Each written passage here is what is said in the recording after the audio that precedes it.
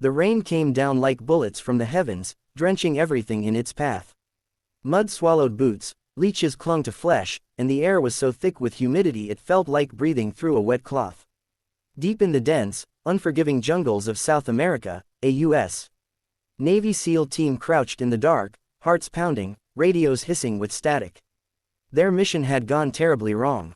"Bravo team to base, we need extraction, now," Lieutenant Mason Drake whispered into his comms, voice shaking. No response, only the sound of the rain, and the faint hum of insects. "Base, do you copy? We're pinned," repeat, "we're pinned down." Nothing. Silence. The team of 6 had been sent to locate a rogue weapons cache hidden by a powerful cartel. What was supposed to be a clean recon mission turned into a nightmare ambush. 2 men were already down. The jungle that once offered cover now felt like a coffin. Corporal Ryan Holt clutched his rifle, scanning the tree line. "They've cut our comms. We're sitting ducks out here." Drake clenched his jaw. "We hold this position till dawn. Nobody moves without my say."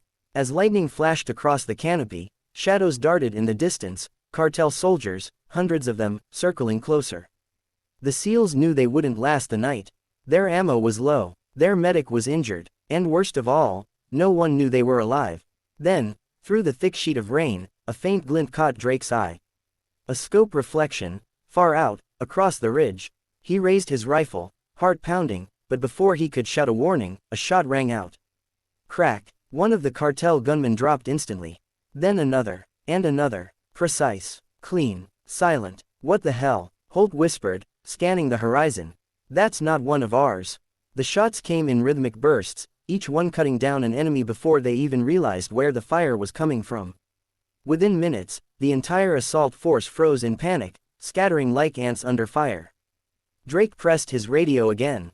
"Identify yourself. Who the hell are you?" Static. Then, faintly, a voice. Calm, controlled. "Keep your heads down, SEALs.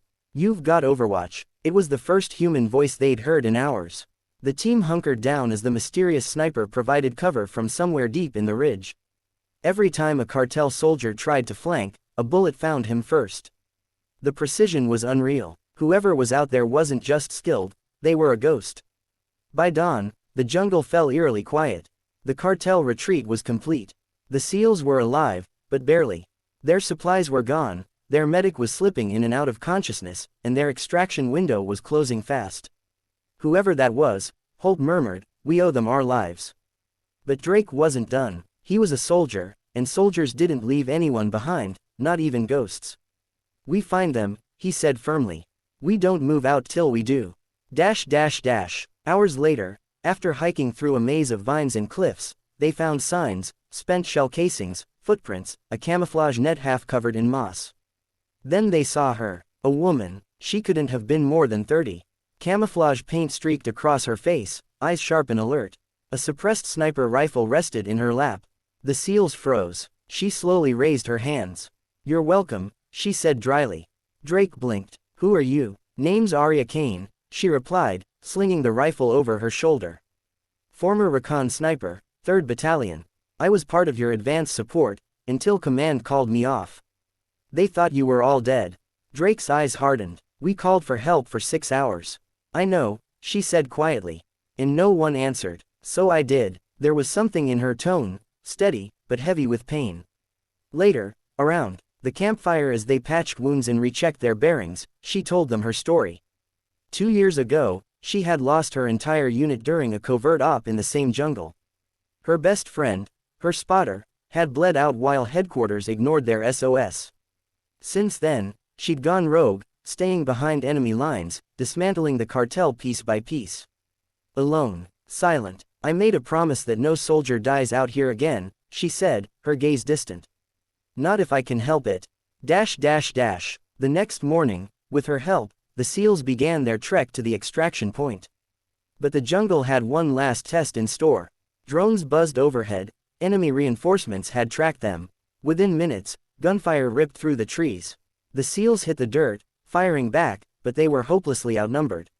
"Arya, we're surrounded," Holt shouted. "Not for long," she said, eyes narrowing.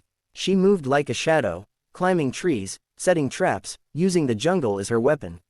One by one, the cartel's soldiers fell to hidden snares and silent shots. She fought with both fury and focus, protecting the seals like she was guarding ghosts from her past. Drake covered her flank, shouting, "We can't hold them." Arya paused, loading her last magazine. "You're not supposed to," she said, and disappeared into the smoke. Moments later, explosions echoed across the ravine, the charges she'd planted earlier ignited in a roaring inferno. When the dust cleared, the jungle was still again. The reinforcements were gone. She limped back to the group, bruised and bleeding, but alive. By sunset, the evac chopper finally broke through the canopy. The SEALs boarded, exhausted, their mission now a story of survival and redemption. Arya stood back, watching as the blades churned the air. Drake turned to her. "You're coming with us." She shook her head. "This jungle still has ghosts. I'm not done here." Drake hesitated, then saluted. "You saved us. If command won't recognize that, I will."